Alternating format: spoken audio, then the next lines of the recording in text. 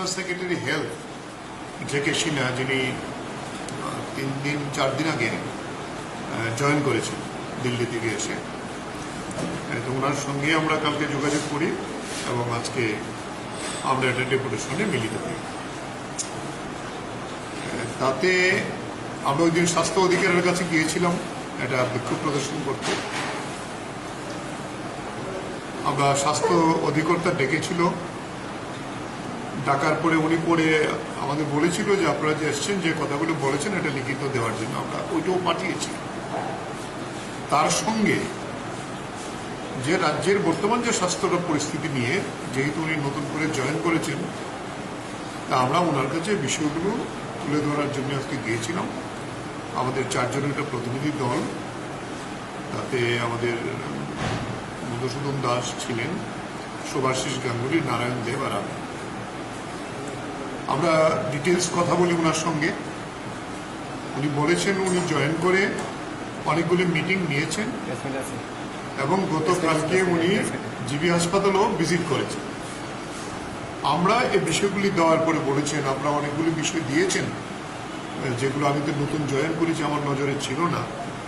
তাতে আমরা যে বিষয়টা উল্লেখ করেছি যে আমাদের রাজ্যের মধ্যে এখন মানুষ, যেখানে জিবি হাসপাতাল ছিল আমাদের একটি গর্বের বিষয়, মেডিকেল কলেজ হওয়ার পরে এটা আরও বেশি গর্ব। এটা শুধু মেডিকেল কলেজ না, এখন এখানে এমডি এরকম ডিগ্রিও এখানে হয়, তার থেকে ডিগ্রি নিয়ে বেরিয়েছে।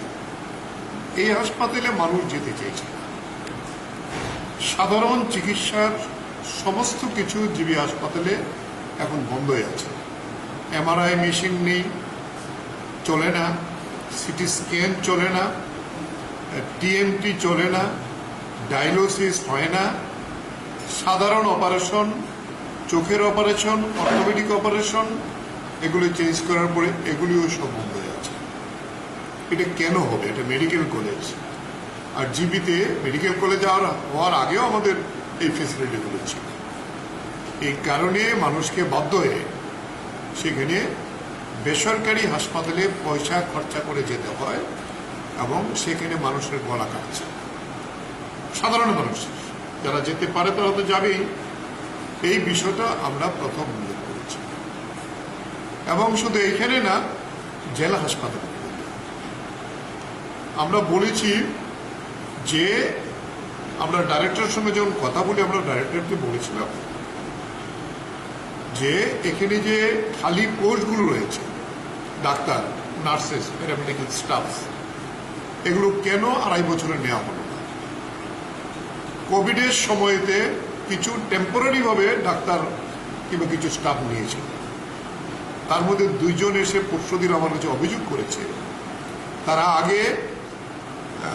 তারা বিক্ষোভ করেছে, বিক্ষোভ করার পরে 3 মাসের বেতন পেয়েছে, এখন আবার 2 মাসের বেতন পাচ্ছে। প্রতিবারই কি বিক্ষোভ করে বেতন আনতে হবে? অথচ তারা জীবনের ঝুঁকি নিয়ে কোভিডের চিকিৎসা করছে এই ডাক্তার, আমাদের প্যারামেডিক্যাল স্টাফ, যে কারণে অনেকে তারা অনীহা প্রকাশ করছে তারা যাবে কিনা। তাতে বিভিন্ন পত্রপত্রিকায় বেরিয়েছে যারা সিকিউরিটি স্টাফ তারা সেখানে ডাক্তারের ভূমিকা পালন করছে, নার্সের ভূমিকা পালন করছে। এর ছবিও আমরা দেখেছি আমাদের বিভিন্ন মিডিয়ায়।